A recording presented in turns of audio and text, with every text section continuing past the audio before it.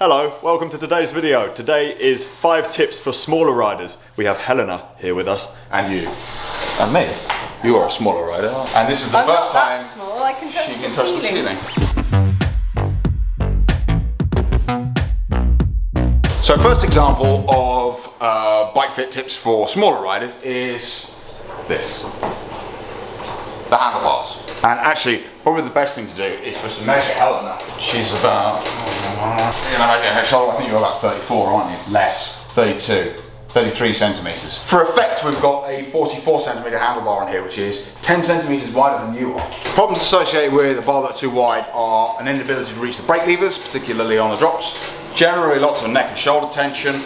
And what we'll possibly see as Helena gets increasingly less comfortable is probably a gravitation towards the aft of the levers, and typically a rolling of the wrist as a means of, there you go, as a means of trying to, this is what I'm talking about, as a means of trying to align the wrist with the shoulder blade, or with the shoulder, sorry. Get rid of this. The only bike where I don't naturally go to that bit is my single speed, because I have 32-inch junior bars, 32 centimeter junior bars, that are like, which are very difficult to come by. They're sold as kits.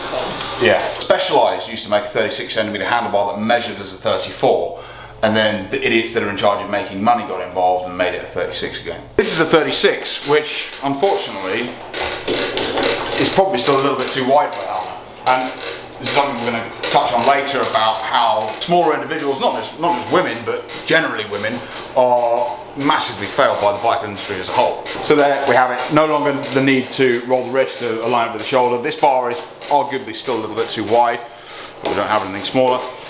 And yeah, exactly, easier to reach the brake levers now and on the drops. Try and match the handlebar width to the shoulder width. We're measuring across the acromion process, which is the distal part of the scapula. We're talking about these 2 points here. So it's the widest part of the shoulder blade, essentially.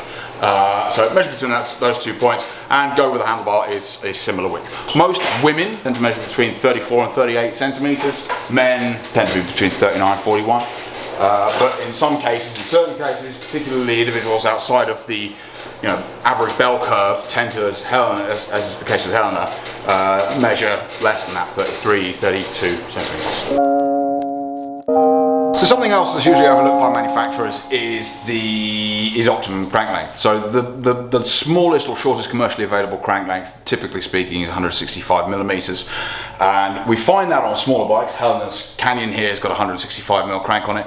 I did a fit for Helena, it was a couple of years ago now, and we actually ended up on 155s, which are available, but they're just a little harder to come by, on the grounds that it keeps everything a little bit more relative. I mean, I think you're riding 650B wheels here as well, aren't you?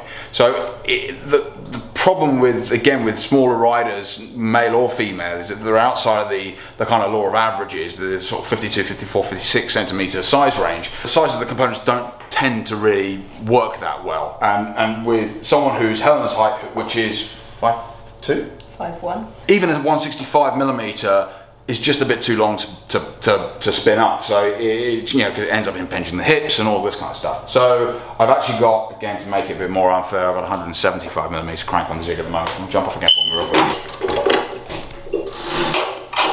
The new Shimano group sets actually come or have 160 millimeter offerings, so things are getting better. Try that for me. We've come to find that excessive crank length has ramifications in the saddle. It'll impinge the hips, it'll impact your power delivery, and it'll also impact things like your knees and what have you. So it's pretty crucial that we get it right. Generally speaking, a stock bike, like a bike from almost any bike brand, the smaller ones will still come with a minimum of 165 millimeters.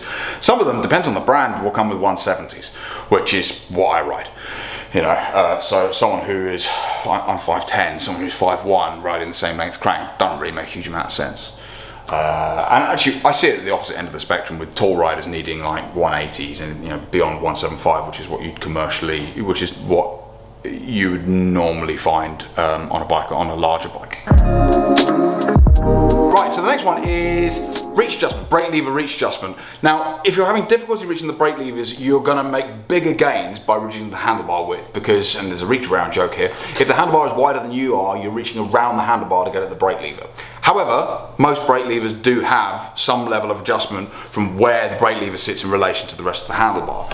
On this Clarus lever, we have the ability to wind it right in so that little hands can reach it more easily. If you're trying to figure out how to adjust the brake lever adjustment on your particular transmission, you need to just Google search lever reach adjustment for Shimano Clarus or SRAM Force or whatever it might be, and you'll probably get a technical document citing how you go about doing it. Sometimes it's at the top here, sometimes it's underneath the lever, sometimes it's, you know, it's in a few different places depending on the brand. Saddle width myths. Saddle width myths. Myths. Saddle width myths. Saddle width myths. She's falling apart in the background. Smaller bike doesn't necessarily. Smaller bike doesn't necessarily mean smaller saddle. All saddles are specific to the rider, and in some cases we have wider sit bones, in some cases we have narrower sit bones. Typically the general consensus is that a smaller rider has smaller pelvis, thus narrower sit bones, thus narrower saddle. Ultimately it's about the specific needs of an individual, so it's not always a narrow saddle. Usually I tend to recommend a traditional shaped saddle. Actually, typically with women I tend to recommend saddles from the likes of Ergon, make really great women's saddle with a reasonable pressure relief channel cut out in the middle of it. The final piece of the puzzle is pedals. Now, there are some pedal manufacturers that I tend to recommend for smaller riders. A smaller rider doesn't necessarily equate to weaker rider, but smaller riders typically don't have quite as much power as, you know, a big 100 kilo man. For a road system, I tend to prefer Look Kios for women on the grounds that they are typically a little bit easy to get in and out of. It's worth noting that both Speedplay and Shimano do have light action systems.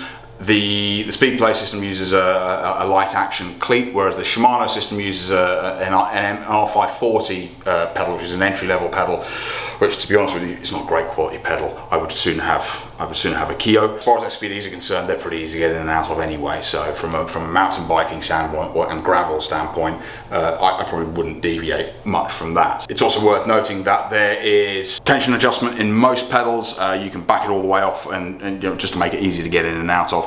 I think that there's a mild correlation between excessive tension in the pedals and potentially knee issues with smaller riders. So it's worth just kind of tuning in your tension, your release tension on your pedals. If you are a smaller rider, it's pretty self-explanatory. On most pedals there is a little Allen key at the back of them. Turn it one way to make it looser, turn it the other way to make it tighter. Righty tighty, lefty loosey.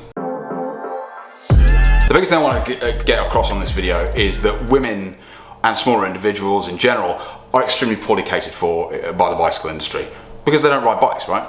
No women ride bikes. No. Yeah. That is the general attitude of the industry, and this is the problem, and to a certain extent it's a self-fulfilling prophecy, but because historically there haven't been as many women riding bikes, it means that there haven't been as many sales historically, and so as a result there's a legacy element of they don't make enough product.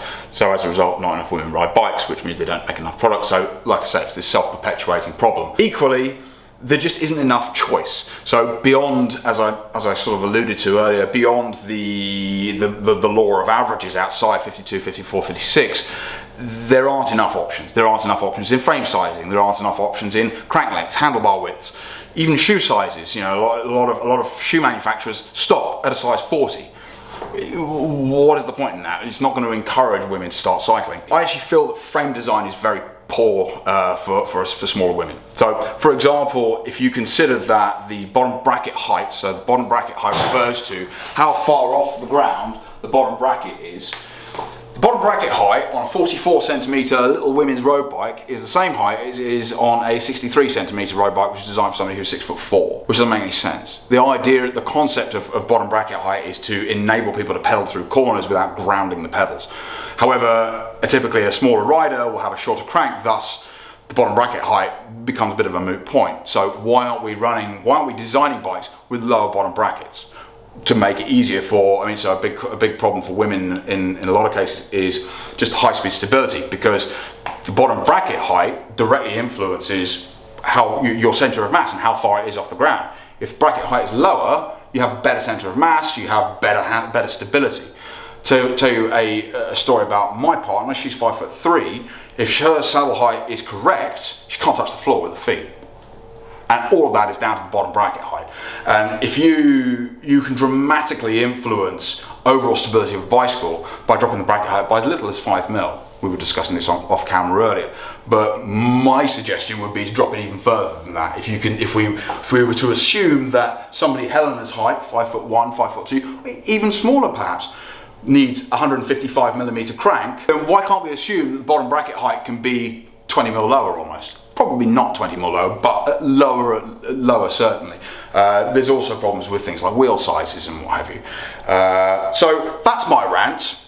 Bike industry, get your shit together. Start thinking about people who aren't just average height and aren't men, and we'll get more women riding bikes. That marks the end of today's episode of Bike Fit Tuesdays. If you've got any questions for James, please put them in the comment section down below and he'll do his best to answer them. If you want to book a fit with James, or if you want to check out the shop that we're in now, I'll put a link in the description as well. Thank you as always for watching. Please like, subscribe, and I'll see you soon. So first example of, what's the name of this video again?